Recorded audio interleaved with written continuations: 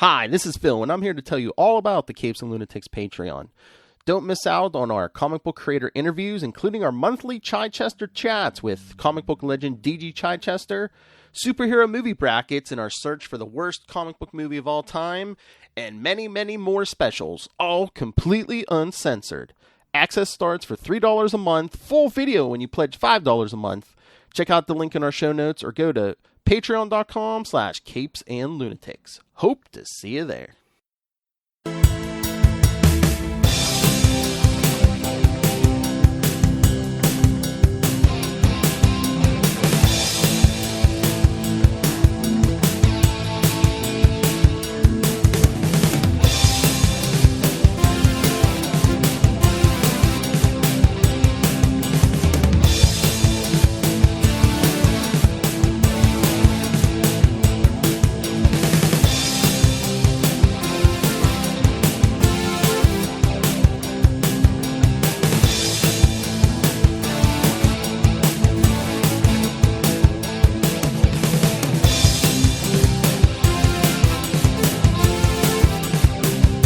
Hello, everyone. Welcome back to another episode of Unlimited Justice. It's me, Phil. Lilith couldn't make it, but we have some of my other co-hosts. Will is here. Kristen is here. And, of course, the man himself who wrote what we're discussing tonight, Mr. Mark Waid. I'm sure if you're a comic fan, you know him. Hello, sir. How are you? Good evening. I'm good, thanks. He's written a few comic books over his time. Here and there, yeah. Yes. One or two, right? All right, so yes, with the one we were discussing tonight, Batman, Superman, World's Finest. As we record this, issue 2, I believe, comes out tomorrow. So, yep, it's not too late. Get on the train if you haven't yet. All right, so I'll start us off, but I want everyone to get a chance to ask stuff. So the whole, I love this story because it's like I saw a review said if you love Silver Age comics, you would love this, and I completely agree. Very Silver Age-y. Yeah, but that's the kiss of death. So I don't know. I don't know. For some of us, it isn't. Well, yes, but we're dying off. Yeah. We're dying of old age. It does have its like modern flavor too, but it's basic. I would say Silver Age in the fact that like Batman and Superman get along, and Batman is not like a jerk. Exactly. Yeah. I'm fine with that. That makes sense to me, and that was kind of what I was going for. So. But my editor and my artist both have very strict instructions, which is do not let me be a nostalgia act, no matter what. Make it something that it's for everybody and not just those of us who are on the edge of getting Social Security. So, if people read Silver Age comics, they might appreciate them. I don't know. Again, how many of us are there? I don't know. Well, I've been reading them, and man, there are some really great panels that you can take out of context. It's like, yeah. That's not exactly what I'm going for either, but yeah. Well, no, I know. So is the whole... Now that you know that we do that, you can make episodes. Right. So is the whole thing that just, it's quote unquote, like, is it out of continuity? But it's basically just like, yeah, anyone can pick this up. You don't need backstory. It's basically the purest versions of these characters. That was the marching orders. Those were the marching orders. That was exactly the mandate. It was, look, we want this book to be accessible to all readers. And that means that, while there's some cool stuff happening in the Batman and Superman books in continuity right this second, to have to line this up with both those continuities at the same time just is a recipe for disaster. And because you'll never make that stuff. First off, Superman's not even on the planet right now. And hasn't been for several months. So the idea was, not only make it so that it's sort of not exactly out of continuity, but to step back from continuity, maybe a step and a little bit in the past, with the idea that, and these are the marching orders too, which is let's get the purest version of these characters. Let's get the ones that people know, and let's play with all the toys, which means we get Alfred, which means we get the Batcave, which means we get, the Daily Planet, which means we get a Lois who doesn't know who Superman is and who has a secret identity, and all these things that we get to play with. Doom Patrol. Yeah, it's like Doom Patrol, for instance. Yeah, and does that mean it's the first Robin? Is it Dick Grayson? That's Dick Grayson, yes. And actually, in issue 2, as you'll see, he has a line where Supergirl compliments him on his long pants, and he says, "Trying them out." There you go, Chris. It's a big step. That's a big step. Yes, that's her favorite, Dick Grayson. And I believe, did I see? So are you going to like start bringing in a bunch of characters from the DC universe? Because sure, I see, what is it, issue 4? We're going to be getting Will's favorite, Hal Jordan. Yeah, absolutely. Yeah, I mean, I don't see any reason why not. I mean, the part of the fun of this book and part of the attraction to me is putting together stuff that I've never seen before. I've never seen Green Lantern versus Batman. I've never seen the Doom. We've never seen Superman, Batman, and the Doom Patrol together in the story. You know, we've never even seen Robin and Supergirl have a conversation. This is absolutely true. I couldn't find any time in which Dick Grayson and Supergirl have ever done anything more than share a panel. So those combinations, and also I feel like with some of these characters who have been sort of back burner for a while, Metamorpho or whoever, right. I feel like I've got some interesting take on them that maybe you haven't thought about before that might make you intrigued about them if you didn't know them. Well, you know, I think it was I don't want to say the S word, but there's a really excellent timeless quality to the story. Yeah, thank you. That's what we're going for, exactly. Not retro, but timeless. Yeah. Oh yeah. Thank you, Will, for making me look even more dumb. Wait, what did you say? You didn't want to say the S word? Silver. Oh, okay. I was like, nostalgia starts with N. And I mean, and is it like in the tradition of like that original World's Finest book, which I know Kristen loves, like that original? Yeah, I mean that was my favorite book growing up. Superman and Batman together in the same story, drawn by Kurt Swan, who was my all-time favorite artist. That stuff in 66, 67, 68, that was formative material to me, and I have very few print comics left. Years ago I gave up at least the floppy collection to someone for consignment sale, but I've kept all the trade paperbacks. But all that said, so I don't have very few floppies left, but a big fistful of World's Finest from that period has survived the purge. So, and I know you're a huge Superman fan. I mean, we've discussed this before. So is this the Superman you see in your head? Is this the pure version that you see without any of the baggage? And exactly. And again, this is in no way to cast shade on any of the more recent developments with Superman or, John Kent or the marriage or anything like that.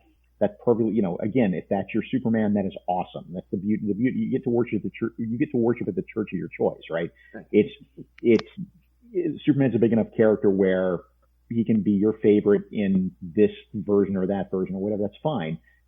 It's not that I want to campaign to see that version back. It's more that that's the version that I can understand and can really dive into and really can do like a 2-hour TED talk on the intricacies of this particular version's, psychology and why he does what he does and what makes him unique. And that's the Superman I personally can connect with. And again, as I say, that is in no way to slam any other version of Superman, but this is the one that speaks to me, and therefore that's the enthusiasm that you're seeing come across on the page. And also, I guess you love this Batman.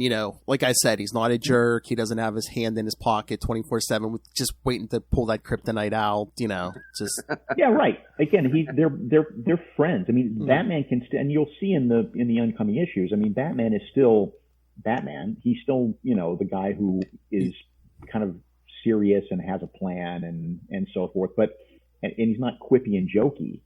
But that's what Robin is for, frankly. I mean, the book really is Superman, Batman, and Robin.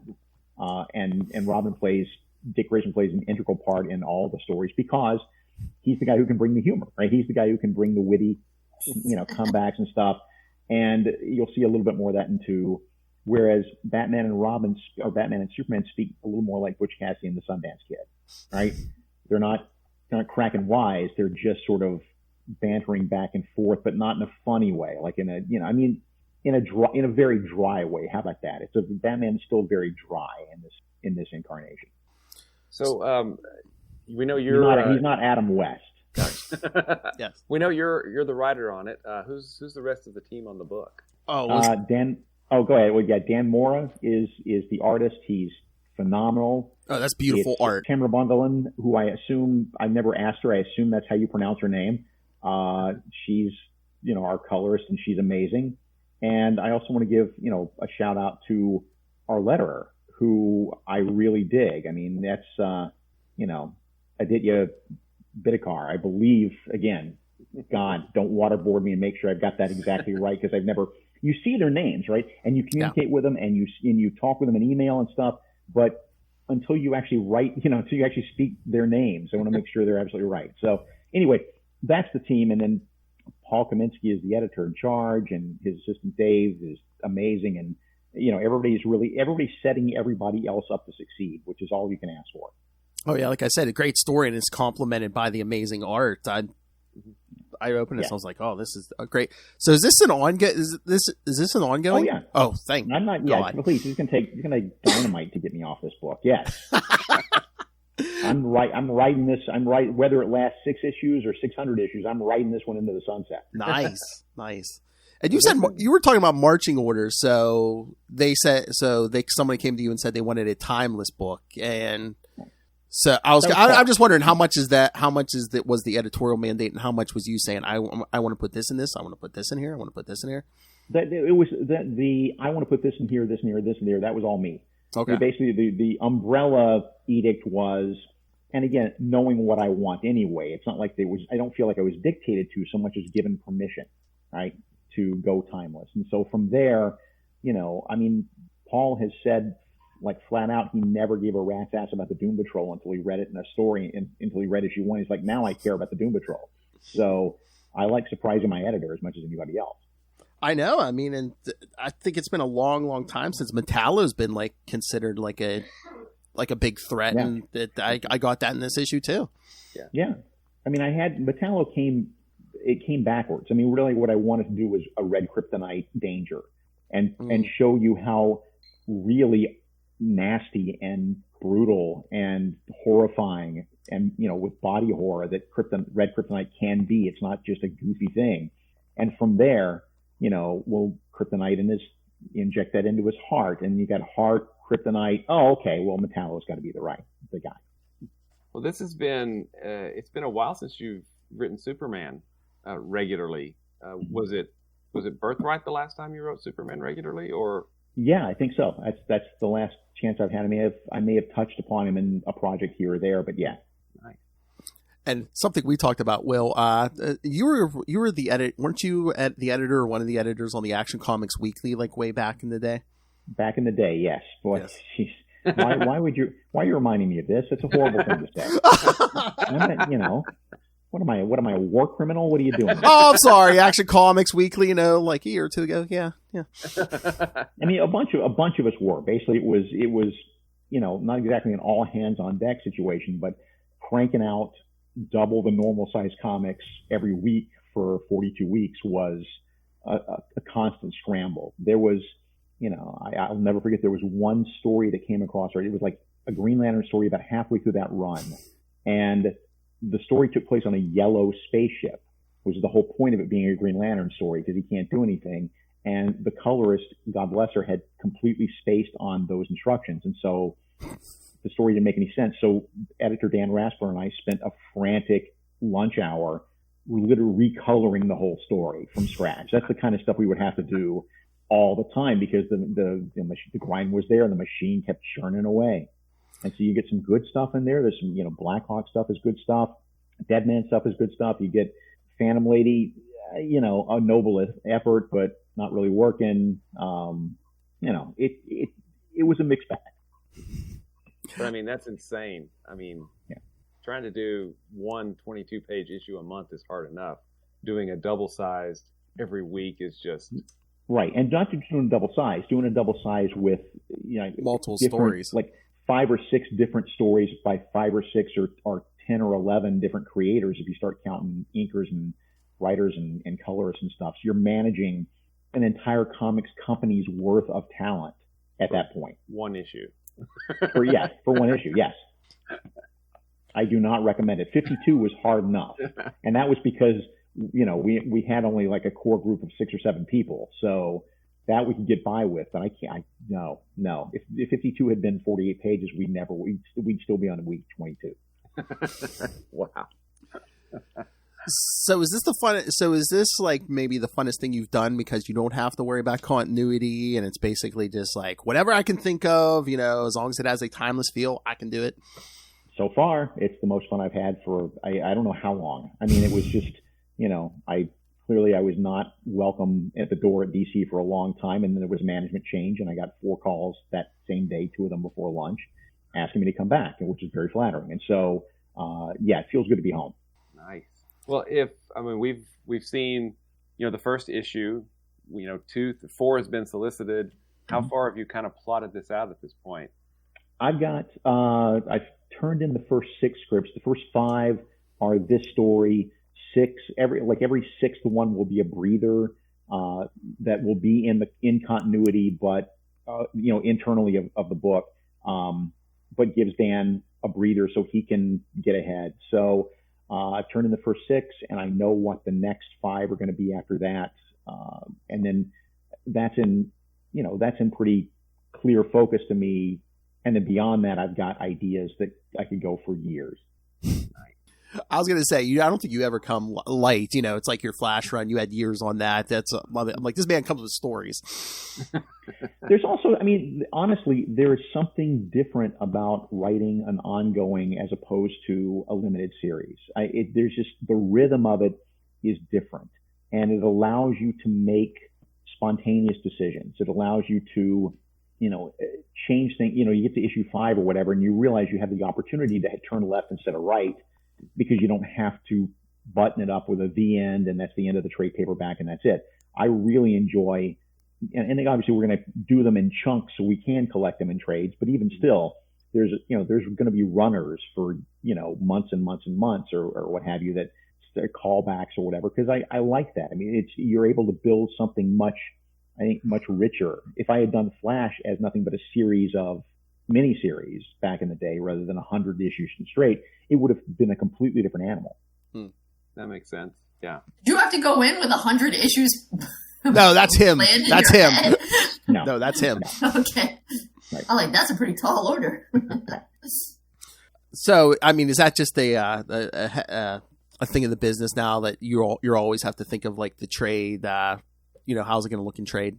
Yeah, you can take it very literally and like I said, just do it in discrete chunks. There's some wiggle room there. There's some wiggle room to make sure that there's a bridge between this trade and that trade and that trade, rather than have to feel like there's just, you could read them in any order, Okay. Or I can do 3 and 2, or I can do 4 and 1. I can do, as long as it comes out to 4 to 6 or 7 issues worth of material. That's nobody says 5. It has to be 5. It's somewhere in that ballpark. Well, I know DC and Marvel have kind of cut back their page counts to about 20 pages per issue. I didn't count the pages. Is this a 20 page issue, or are you doing more? This actually 22, I think, is the new DC standard. Oh, okay, cool. It had gone down to 20 at some point, and I think Marvel's still at 20. But I think DC is standard at 22. And this first issue, is 32 pages. It was 22, and then Paul, my editor, again said, we can just leave out the ads and put in the 10 pages that we ran as a prequel in Detective Comics, which doesn't cost anybody any extra. It's still the same amount of money, and it's an extra bonus. All we did was take out the ads and replace them with story pages. So even if you read that material before, it's not like, you're double dipping or anything like that. You're still getting what you would have paid for. Nice. Very nice. You know what? That makes sense. It feels a little thicker, but yeah, great story. I didn't even notice there was no ads. I'm like, man, this story's flowing really smooth. Yeah, no ads. So yeah, that doesn't affect, I guess I would have figured that the ads would, I guess, not bring the cost out. I don't know. I guess. In theory they do, but the reality is it's not really. The reality is it's less that you derive serious revenue from those ads, and more that if you had to pay artists and writers to do 32 pages every month, first off, they can never deliver that much, and secondly, the book would be more expensive. So, because you'd have to pay for all that material. So 22, I think, it's fairly arbitrary, but it's sort of like, okay, here's what we think the budget can withstand for this particular book, and whatever revenue we get from ads from Nike or, Snickers or whatever, that's gravy, but it's not like making anybody rich money.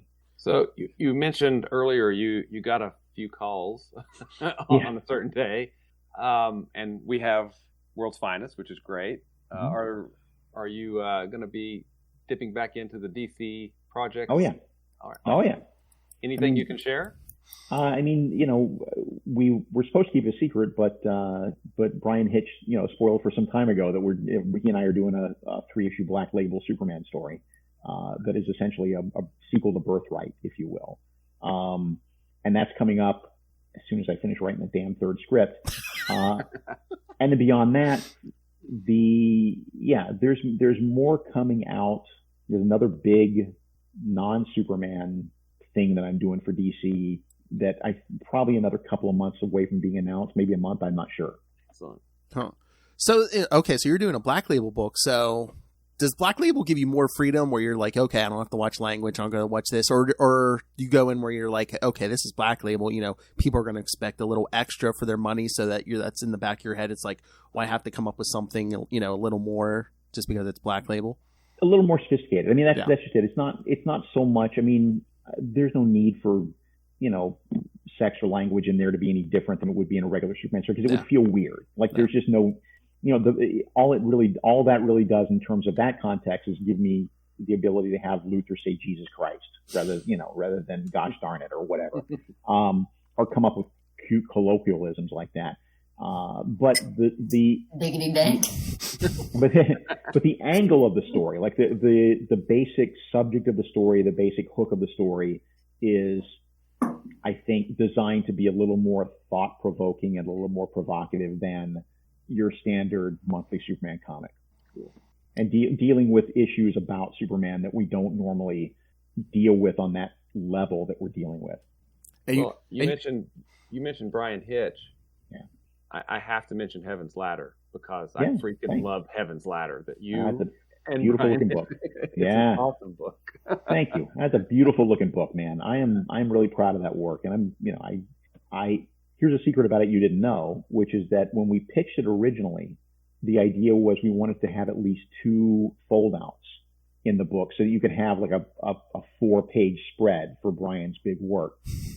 That sounds great creatively, but as I got into it, logistically, the problem is because of printing and the way that we print things as signatures of like 32 pages or whatever, you can only have those foldouts at certain specific points in the book. And once I started trying to write with that in mind, it became more of a gimmick than anything else. It became the rhythm and the pacing of the book became weird. And so we had to let that go. I hope somebody else takes that shot someday, but it has to be more carefully planned than you would think. And like when you have like a visual like thing like that, will they move ads around for that? Or like if you tell them like, hey, we have like this don't break this up, with an ad, maybe move it. Generally, yeah. I mean, you can't do that with any giant consistency. You're not going to like throw all the ads in the back, but they'll make exceptions here and there. I mean, sometimes you do it because you need the real estate, and sometimes you do it because your artist or your artist have forgotten that you have to start a 2-page spread with an even number, or else you're screwed. So books don't work that way. You can't have a spread on pages 5 and 6. They don't just do it if you forget to put a page turn, right? Right. Yeah, I remember a few months ago, like when Brian Michael Bendis was leaving Superman, me and Lilith were like, oh, Mark Waid's going to write Superman, right? Mark Waid's going to write Superman. But I think I like this better because you get to write Batman and Superman on a monthly basis. It's not so much in continuity, so you really get to stretch your legs on this. So it worked out better. Yes. I don't think I would have taken the monthly big job. Not because I don't like the characters. Again, it's just that's not a Superman and that's not a world of Superman that I can relate to as much as just if you let me go free range over here, it may not be as vital to the DC universe right now, but that it just feels better. And actually, that's part of the machinery here too, is that in order to make sure that people don't just blow this off as, okay, I don't have to read this, issues 1 through 5 set up something that is going to pay off very shortly in the main DC universe, like right now. And the same with the next arc of stories. Is the idea is to do something that tells the backstory to something that, then it turns out that a couple of months later, here it is in JLA, or here it is in Batman, or whatever. And, I don't have to do that every single time, but I think at least at first to show people and to fully demonstrate that this is not just a book you can ignore. This is a book that actually still has a place in the DC universe. It's just set in the past, but it's planting seeds for now. Well, are there any toys that, we mentioned the Doom Patrol. Are there any toys that you're just like itching to, I'm gonna get to play with these as well as Superman and Batman? I have a list of like 50. I mean, I went through and like made a list of like 50 things, but I love Metamorpho. I think there's no reason Metamorpho can't show up sooner than later. I really, really want to do the Man-Bat Bizarro team. And I don't know what that looks like. I don't even have a story, but I just think that's a cool idea. There's all kind of villains and, sort of not B-level, but, backburnered heroes that you can do stuff with. Again, it's just my way of saying, okay, I've given a lot of thought, an unhealthy amount of thought to, the Metal Men over the years, and an unhealthy amount of thought. And I think I can show you something about the Metal Men, for instance, that you've never thought about that may make them look much cooler to you than you might initially think. And that's kind of the goal. That's when I bring all these toys out, the goal is I love these characters. I want to show you why I love them in hopes that you will love them too. Excellent. And I love these B-list heroes and stuff, but are we going to get any more? I know Hal Jordan's coming, but any more Justice League? Are we going to get Wonder Woman or maybe Barry Allen? Or Barry Allen shows up in the first arc. Wonder Woman kind of shows up, but only kind of. You'll see. I think what do we have? John Jones shows up. Firestorm shows up. Yes. Kid Flash shows up. Just in that first 5 issues, and again, not for any great length of time, because here's the other thing here's another secret of writing comics. I'll tell you, the problem with guest stars is that once you put them into the story, it's very difficult to write them back out of the story, right? Once Doctor Strange has joined the Fantastic Four to help fight Doctor Doom, it's not like you can, near the end of the story, you can have Doctor Strange go, okay, I think you got it now, I'm going to go. Yeah. So you have to be very careful with guest stars that way. And is it even a little more difficult because this is already a team-up book? So it's like, okay, there's already 2 here. Now we're going to introduce a third one, a fourth one. Yeah, put a hat on a hat. Yeah. Yeah. But that said, it's the fun of it to me, and this is very evident in the Supergirl and Robin subplot, is the combinations of characters and the kind of relationships they have. Like, I always said this about when I was writing JLA. I said, I don't own Wonder Woman in the sense that I can do something with her that you wouldn't be doing in the monthly book, because you can't change that continuity. I don't own Aquaman, but as a JLA writer, I own the relationship between Aquaman and Wonder Woman, right? Mm-hmm. And the same thing here. At this exact moment, I own the relationship between, Batman and Superman, or I own the relationship between the Doom Patrol and Batman, or I own the relationship between Metamorpho and Superman, or whatever. And putting those characters together, it's not just a matter of putting them on the page and making sure they're integral to the plot. Putting those characters together is a large part of the fun of it is just, how do they react to each other? What kind of conversations do these people have? What do they see in each other, and what do they bring out in the other person in the story that is something that we've never seen before? So since you've written so many DC stories and now you're writing this, do you think continuity helps or hurts? Should we kind of let it fall by the wayside sometimes? Do we need a reboot? I mean, what's the formula? I think it's kind of a dumpster fire at DC right now anyway, but in a good way, like in a way that allows everybody to come and take a swing and just do the best story they want to do. Grant and I talk about this all the time. There's a difference between continuity and consistency, right? Mm-hmm. Like continuity is, this happened 3 issues ago. Consistency is The Simpsons. Consistency is Bart will always be 10, and there'll always be a tiki head in the basement, and Homer will always work at the nuclear power plant.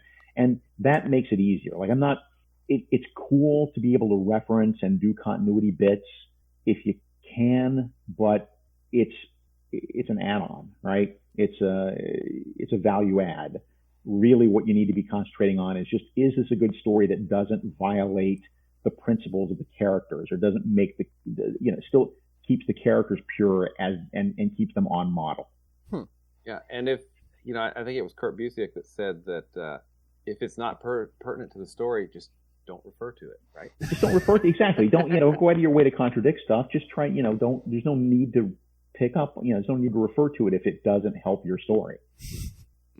It's like, I don't know, you could like show off and 80 years of DC history, but it's just like, it's like, do I want to try to shove facts down people's throats every issue? It's like, I don't think, no. Right.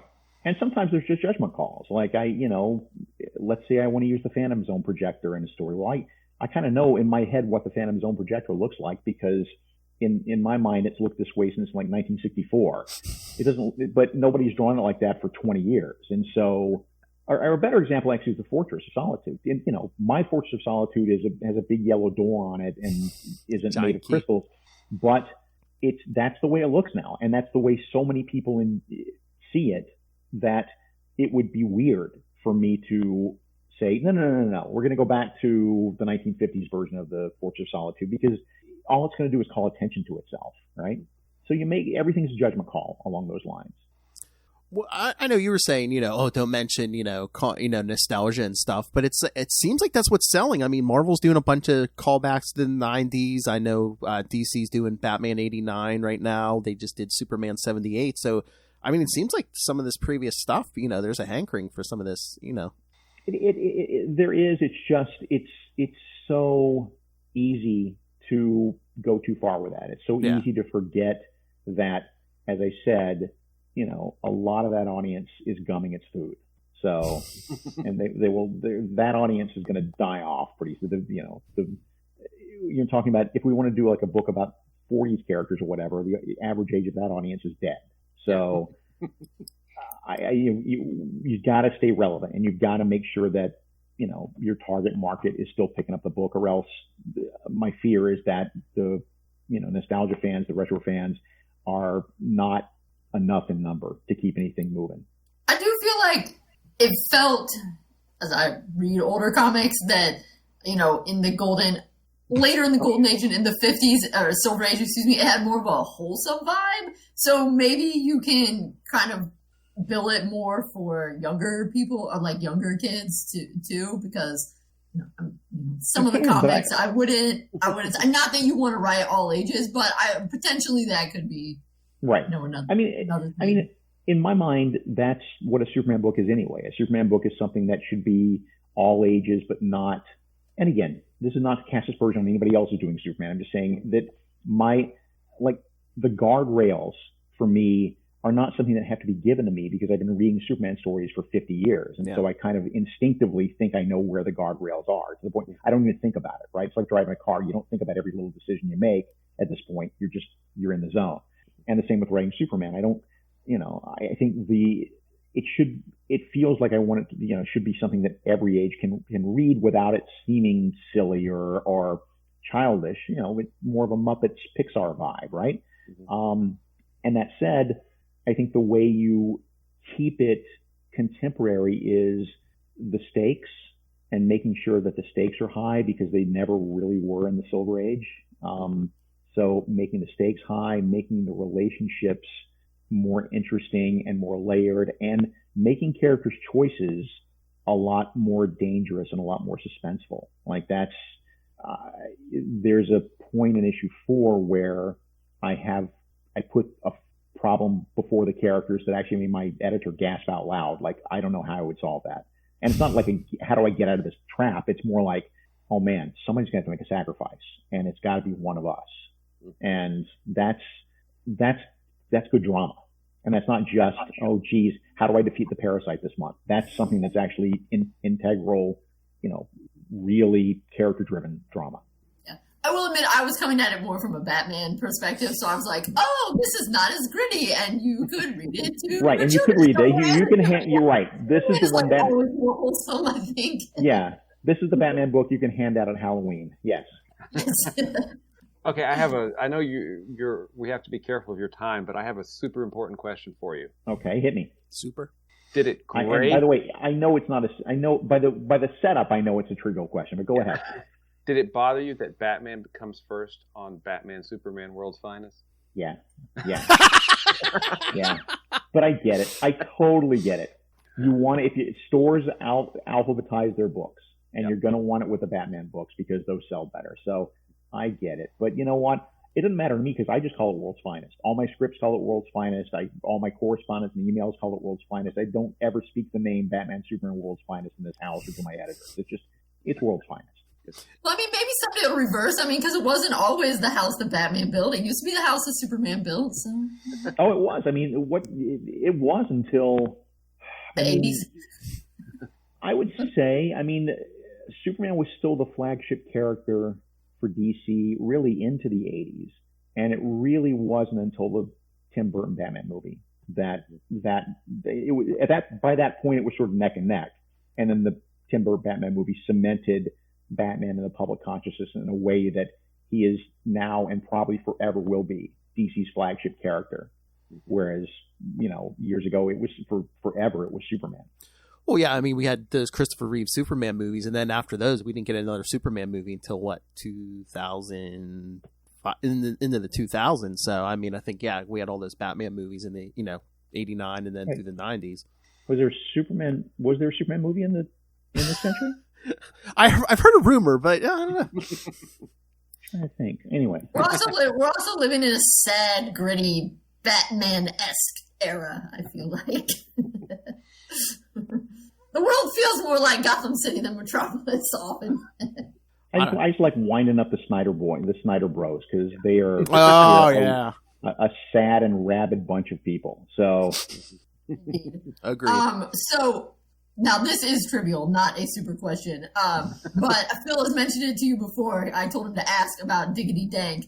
And he doesn't remember. He didn't remember. And I'm still trying to make Diggity Dank a thing. So I feel like maybe if you can slip it into World's Finest somehow, maybe we can gain traction. I wouldn't hold my breath, but that's, but have at, please. By all means, continue on your Lamantian quest, your Don Quixote quest to tilt that windmill. I salute your effort. Oh, you'll make her day. You'll make her day if Dick Grayson can say that again. It's a pretty amazing phrase. When I read it, I was like, dang. Really, I just think that's a giant landmine of a phrase. So is it too 90s? It's very 90s. But it's a timeless book. All right. Any other? I don't think so. Any other last questions? I mean, I do have to wrap up, unfortunately, in a few minutes and get dinner. But again, this was something that Phil was supposed to ask you before, but it kind of goes with communication. So, because we were reading your Flash stories, and where back in '93, Nightwing and Starfire come in, and Wally comments in his internal monologue that they're married, but of course their marriage went up in flames. But they were going to. That's just it. They were going to be married. Yeah, that was the plan in the book. That they, by the time we got there, I was kind of asking, like, what is communication like, or like, how did that happen? Why did no one think to tell you? I don't know. I mean, I think, as I recall, it was an incredibly 11th hour and 59th minute, change in the plans at Titans, and it just came too late for us to fix. So, told ya. Were you annoyed? Were you annoyed that they didn't tell you? Oh, no. You know what? It's you and 6 other people, the only people who remember. So I'm okay. All right. I just didn't know if you were like, oh man, they made me say something wrong. Not annoying, but. Nah. All right. So yes, we'll let you go. Thank you, sir, for the time. We always appreciate it. Is there anything you want to plug besides Batman, Superman, World's Finest, or World's Finest? Let's see. I mean, what else am I doing? I mean, I'm still the publisher at Humanoids Publishing Company, and we do the Ink Owl, we do the Meta Barons, but we also done a ton of really awesome graphic novels that have been coming out, and I would encourage everybody to take a look at their previews catalog under H and see what's there. There's some really good stuff. All right. Okay. All right. Thank you, sir, so much. Again, thank you. Always appreciate it. Take care. Always a good time. You bet. Over and out. Diggity dank. Yeah. Look, you made him leave. He was leaving anyways. I love him. He's always a good time because you don't know what's going to come out of his mouth. He's like, oh yeah, DC's kind of a dumpster fire, right? He's working for the people. He's like, yeah, he's worked there for how long? He's like, yeah, DC's kind of a dumpster fire right now. And he loves to wind up. He was very diplomatic. He was didn't say it was a dumpster fire in '93. Likes to wind up the Snyder Bros. You know? It's so easy. Cool. So I mean, he's like And I feel like, Will, you sound like you know much more about Superman. It clearly, from what I can tell, clearly the Snyderverse was too dark for Superman. I felt like it was even too dark for Batman. It was so dark, so dark. I mean, he's branding people to get killed in prison and stuff. Yeah, I'm like, that's not bad. That's not Batman. Batman doesn't kill. And Paul Kent wouldn't say you should have let him die. Exactly. Okay? Yeah. I mean, that's just You're no. supposed to give him his morals, not you should hide your powers. Yeah, let him die. Yeah. How he did it for himself. That Or he did it for himself. He's like, no, don't save me. Let me die. Yeah. Yeah, no. Like I said, we're not in a wholesome era right now. Well, hopefully we're I coming. mean, depending on who you were in the past, it was not that wholesome either. But I mean, generally speaking, hopefully it's getting better. I mean, spoilers at the end of the Batman, which just came out on HBO Max today. Will, I mean, like his villains survive. Well, most of them survive. So That's a good thing. I mean, Batman is supposed to be a literal paragon, right, of justice. There's other things going on with him, but he serves justice, from outside the system. yeah, but that was kind of my point to Mark Waid. It's like, how long has it been since we've seen that? Grim and gritty, Batman. It's like, I'm gonna have to hold myself back from killing you, Joker. Stuff like that. Mm-hmm. Yeah. awesome. But Chris, wait, it's gonna be diggity dank. I tried. See, I said to him, I said, "Hey, put that into Grayson's mouth. Kristen will love that." It's all right. I'll just imagine it there. I'll rewrite some of his dialogue in my head. It's okay. I mean, I guess we're old because he said that's 290s. So Yeah. Yeah, I mean, but I didn't even read it until I don't know, like the 2010 somewhere. In Yeah, there. I know. And I was like, this is awesome. I was gonna say, like, she's the youngest one here. That's what she's clamoring for it.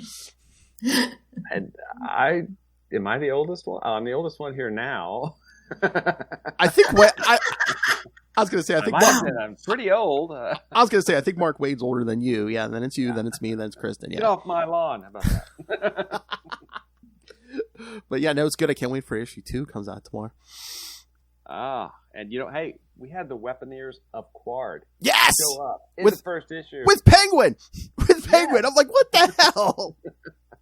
You have Green Well, Lantern. I'm excited to see how this Robin Supergirl subplot develops. Because, I think he's right. Yeah, they've interacted a few times, but mostly as Nightwing, or then many years later when she was on JLA and Dick was on JLA as Batman. But wasn't that Matrix, or I don't even remember which Supergirl that was.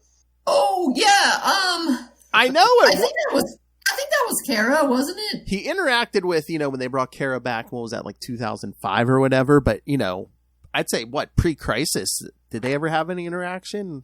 He said just a few isolated panels. Yeah, like when they might ran share the everything same together panel, on the yeah. same- Well, pre-Crisis, I mean, did Grayson, when he became Nightwing, just right after Crisis? No, right before. It was like, Right was it like before, 83 or 84, wasn't it, Kristen? Yeah, so yeah, it was before Crisis, before. but yeah, not No too long. Lonely Place of Dying? What? That's when Tim becomes Yeah, Tim Drake. Robin. That's, yeah. Okay. Originally there wasn't. Well, it's Judas Contract in New Teen Titans. It's Yeah. That's right, yeah. Yeah. Well, but there's one where he's kind of is interacting with Kara in a Teen Titans one from maybe when Jeff Johns was writing it. It's that era when he wasn't in it, but it's like a little bit ridiculous because Kara's just writing like "I heart Nightwing" or whatever. Oh yeah, that's the crop top really era. Not the best portrayal of Supergirl there. Yeah, no, they brought her back in like the mid 2000s, and yeah, they really, really went over top right here as like a teenage girl. So Yeah, it's just like she hadn't aged. Yeah, and then she was back when Dick was Batman. Because remember, there's one where she. Oh yeah. Well, yeah, and She's like, oh, you have a crush on her, and she helps him move the car, or whatever. She's just like, what's the car with her one hand? Now, And she was part of the Trinity. Because remember the Trinity when Yeah, Batman was when Bruce was dead. was Donna and Dick and Kara. Oh yeah, they're in that Justice League. That was good times. Good. Wasn't she a Red Lantern for a while, or was that New 52 continuity? Because I'm totally not keeping up with continuity at this point. I'm trying to remember. That might have been it was either right before or like when New 52. Not too long into New 52. Yeah. Well, I think obviously he knows what he's doing, and Mark makes a good point that yes. Look at continuity can be tough. It can be a dumpster fire, but I feel like I can say this as a historian. History is kind of a dumpster fire as well. So it fits. Well, that's what I'm thinking. And this book might sell because it's the classic versions, and it's like, hey, kids, you don't have to remember 50 years of continuity to read this book. Yeah, great writer, great artist. I mean, it's a really, really good book. That's what I was trying to tell them. It's like a classic feeling story, but it has like modern art, very like beautiful modern art. So yeah, well, I like it when they do that. Like he said, you can worship at your own church or something like that. When they have. Because of course I'm coming at it more from a Batman and Robin perspective, but I like it when there's options where it isn't like Phil and I, we wouldn't know anything about worshiping different versions of a character. Green Lantern, excuse me. What's up? Who's your Green Lantern? You are Hal, or was Phil teasing you about that? I love Hal Jordan. Yes. Of course, Hal Jordan. No, who's your Green Lantern? Cal Rayner.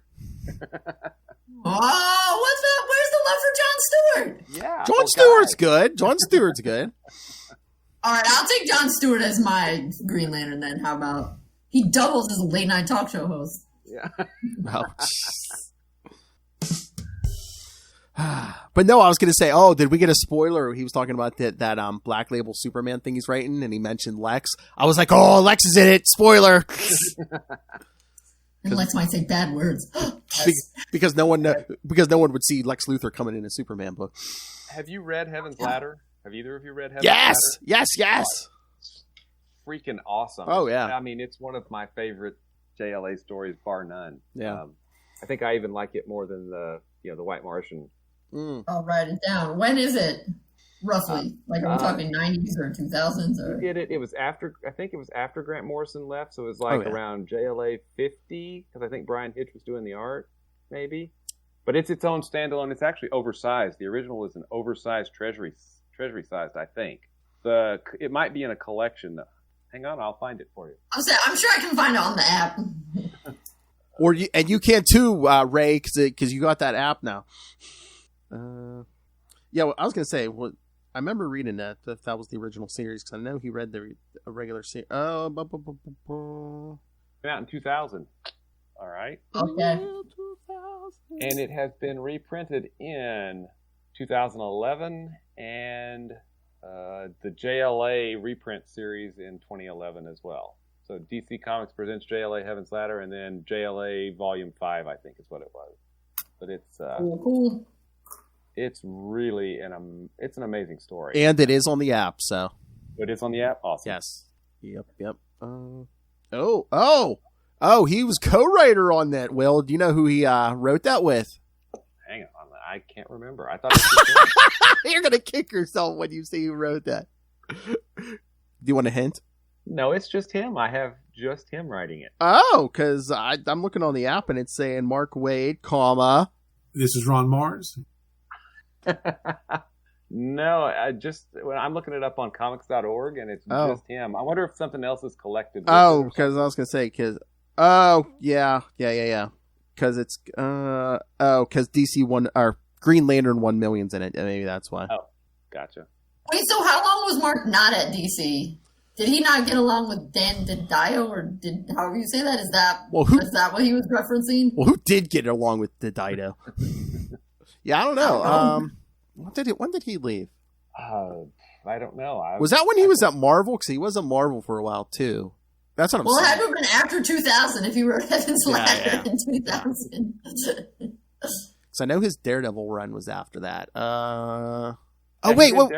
He might have been doing both for a while, because his first Captain America run was in the mid '90s, right before Heroes Reborn. Let's see. Because I think those are his top two. On DC side, his favorite Superman. Then on Marvel, Captain America is his favorite. He likes wholesome dudes. Yes. Heroes. Indeed. Yeah, I believe. Oh, I think it might have been in a text page in the back of one of his Captain America things. He said, I think when he was he in college? He did college radio or something. He called himself Captain America. That was like his DJ name. Nice. Let's see. My head's just spinning. I don't know if I'm on an episode of Green Lantern or Nightwing. I don't know.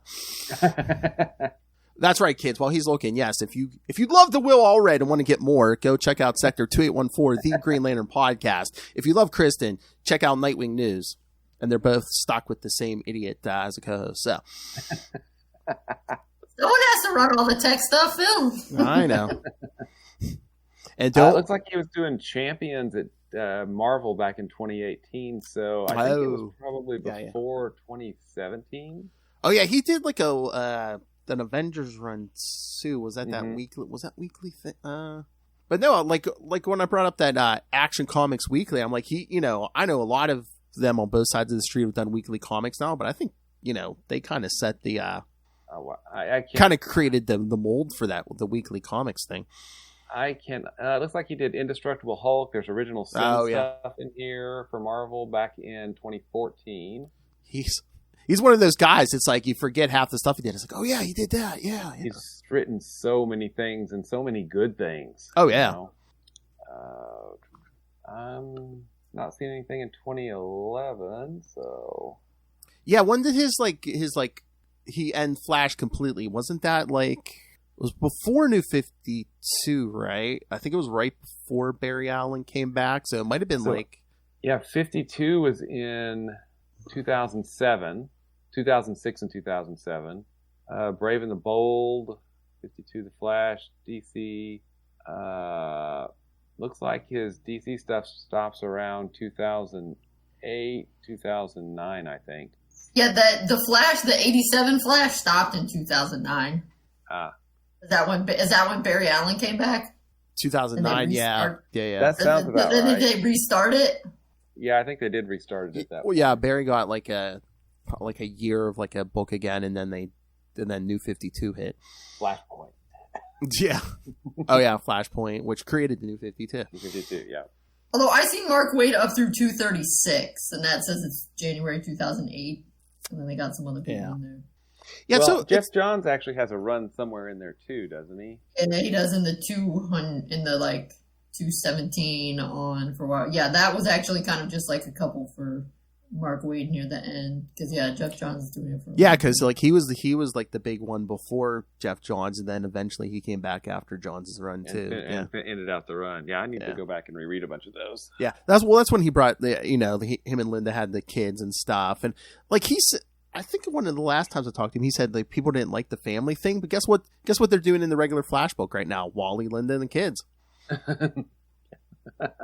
Yeah, maybe up through 159, he was on Flash through 2000. Yeah, he did take a couple breaks. I know, what was it, around 129 he stopped, and then Grant Morrison did a year, and then he came back. Yeah, and it's funny. Those two have really, left their mark on DC Comics. Just because of everything. Grant Morrison and Mark Waid. Oh yeah. Because of everything that they've worked on, separately and together. It's pretty amazing. I know, just all the great work he did on Flash, I'm surprised it's not his favorite character. I mean, I think he likes him, but he's like, oh yeah, no, Superman's a favorite. I'm like, gee. Because kids, Speed Force, that was Mark Waid. Yeah. Maybe it's good sometimes to not write your favorite, though, because maybe then you can be a little more objective in what's a good story instead of just what's something I want to see my favorite character do, or what's something because the part of the thing I think is you have to make these characters human, and so they have to sometimes make mistakes. Yeah, and that can also be hard when you're writing. You don't want your favorite character to make mistakes. So, and I mean, but then the stories would be terrible if they were perfect. And he wrote Wally too. Wally was more of an average guy than even Barry was. So, yeah.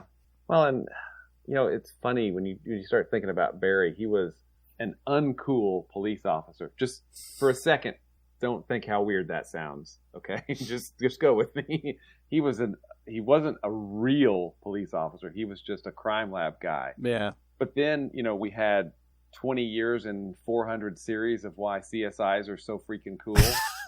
So the house CBS built, yeah. So Barry couldn't be cool. But again, it was like, from the 50s to the 80s. Oh yeah, forensics isn't cool. Now it's like, oh hey man, forensics. Forensic science, yep. But yeah, I just like he wrote Wally like like an average person. It's like, hey, is it a pain waiting in line? I remember there was one issue. Hey, is it the pain in the wait in line at the bank? Hey, imagine if you had super speed, how much more impatient you would be.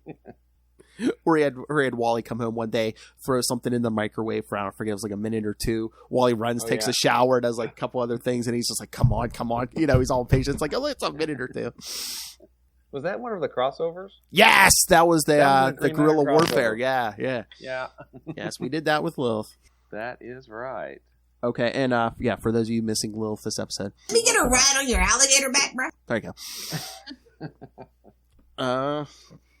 All right, so anything else? We've talked to Mark Waid. We've done some DC history.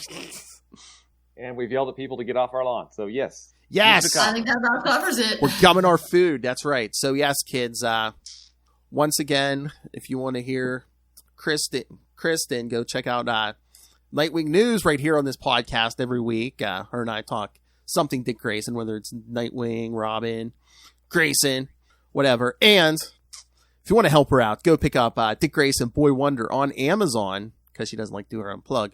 Yes, Dick Grayson Boy Wonder on Amazon. She talked to some comic creators, and there's a bunch of things in there about Dick Grayson. If you don't know Dick, yes, go pick it up. Go get up to date.